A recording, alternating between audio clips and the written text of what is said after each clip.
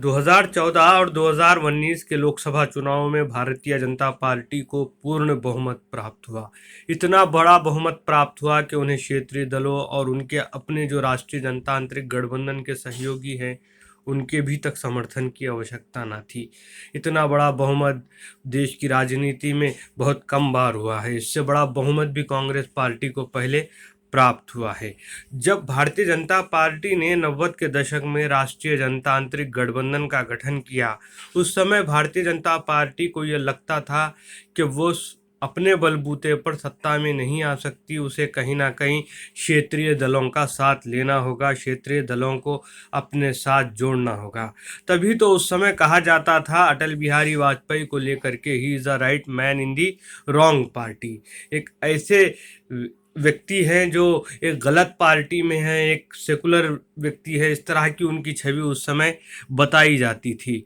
फिर उसके बाद एनडीए को बहुमत भी प्राप्त हुआ और 6 साल तक अटल बिहारी वाजपेयी की केंद्र में सरकार रही। लेकिन 2014 और 2019 में परिस्थितियां बिल्कुल ही बदल चुकी हैं। 2014 के चुनाव में अगर भारतीय जनता पार्टी सहयोगी दलों के साथ मिलकर के चुनाव न लड़ती तो शायद उन्हें भी बहुमत प्राप्त न होता। लेकिन उसके बाद जो हालात आज बदले हैं, आज देखा जा सकता है कि भारतीय जनता पार्टी को सहयोगी दलों की उतनी आवश्यकता नहीं है। लेकिन जितने सहयोगी दल पहले भारतीय जनता पार्टी के साथ अटल बिहारी वाजपेयी और लाल कृष्ण आडवाणी के समय में हुआ करते थे, आज उतने सहयोगी दल एनडीए के साथ नहीं हैं।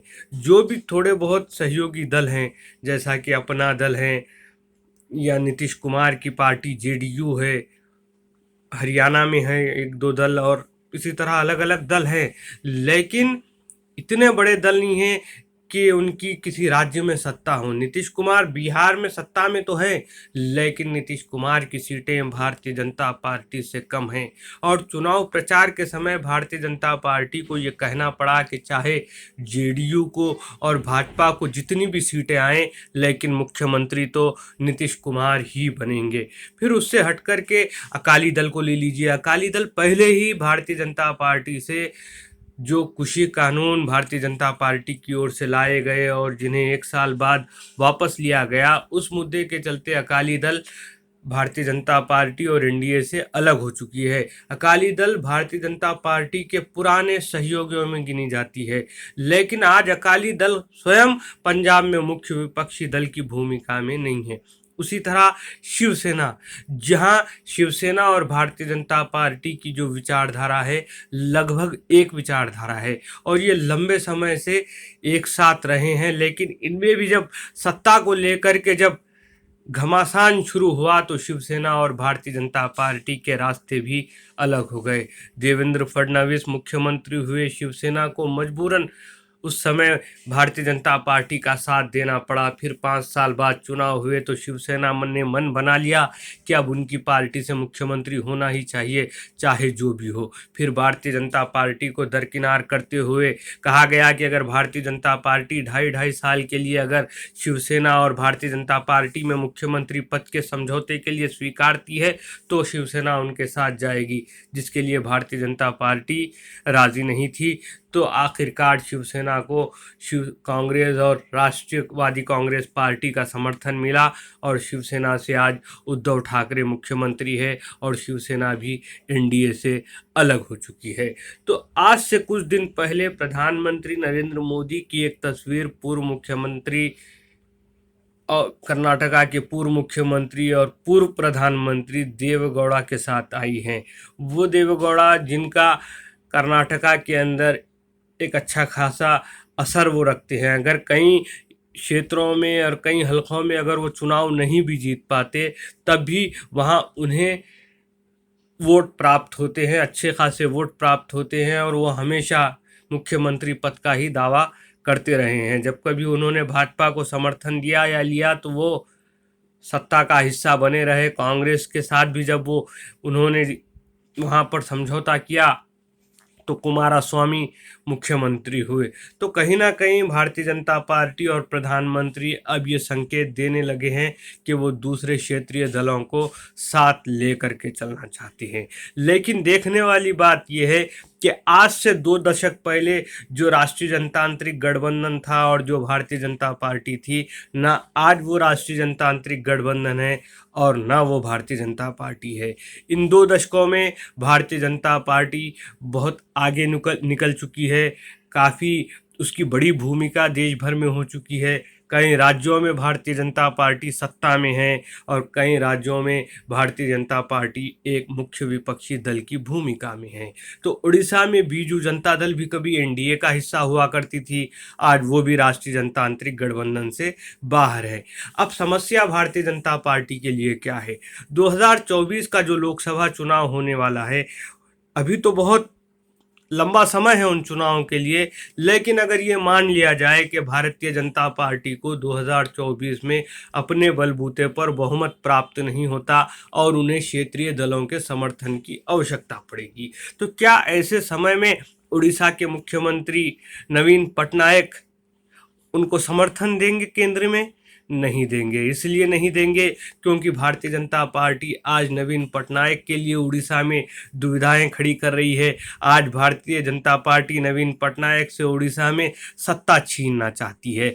तो क्यों बीजू जनता दल भाजपा के साथ ऐसी परिस्थिति में जाएगी? तेलंगाना में भी वही हाल है। आज भारतीय जनता पार्टी वहाँ भी बड़ी कोशिश में लगी हुई है कि किसी ना किसी तरह से वहाँ पर अपने संगठन को मजबूत किया जाए और एक नए तरीके से वहाँ पर शुरुआत की जाए और पार्टी को मजबूत किया जाए। अगर वो तेलंगाना राष्ट्रीय समिति के लिए और चंद्रशेखर राव जो वहाँ मुख्यमंत्री है उनके लिए अगर किसी तरह का कष्ट पहुँचाना चाहेंगे तो कोई क्यों भारतीय जनता पार्टी को समर्थन करेगा? वहीं वाईएस जगन मोहन रेड्डी भी आंध्र प्रदेश में है। वाईएस जगन मोहन रेड्डी किसी को भी समर्थन देने से पहले अपने राज्य का हित देखेंगे कि किस दल को समर्थन केंद्र में देने से उन्हें और उनके राज्य को लाभ पहुंचेगा। पहले ही आंध्र प्रदेश में एक लंबे समय से स्पेशल स्टेटस की बात राज्य के लिए होती रही है। तो वहीं तमिलनाडु में द्रविडियन पार्टीज है, उनकी अपनी भूमिका है। एआईएडीएमके है, डीएमके है। एआईएडीएमके, अन्ना डीएमके आज उतनी मजबूत नहीं है और डीएमके है वो खुले तौर पर कांग्रेस पार्टी के साथ है। तो वहीं कर्नाटका में कहीं ना कहीं भारतीय जनता पार्टी को लगता है कि देवेगौड़ा उनके साथ आ सकते हैं, लेकिन उससे हटकर के किसी भी राज्य में ऐसा नहीं लगता कि भारतीय जनता पार्टी के लिए राह उतनी आसान होने वाली है।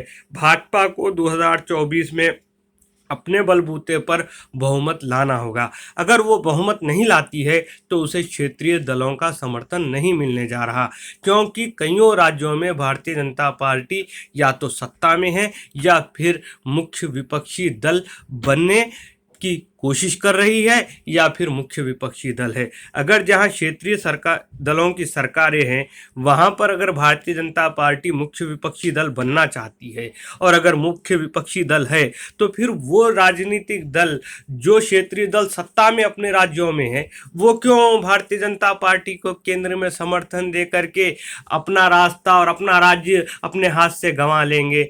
तो अब भारतीय जनता पार्टी जहां मजबूत हो चुकी है तो वहीं भारतीय जनता पार्टी के लिए क्षेत्रीय दलों से समर्थन हासिल करना कठिन हो चुका है। क्षेत्रीय दल आज भारतीय जनता पार्टी से दूर हो चुके हैं।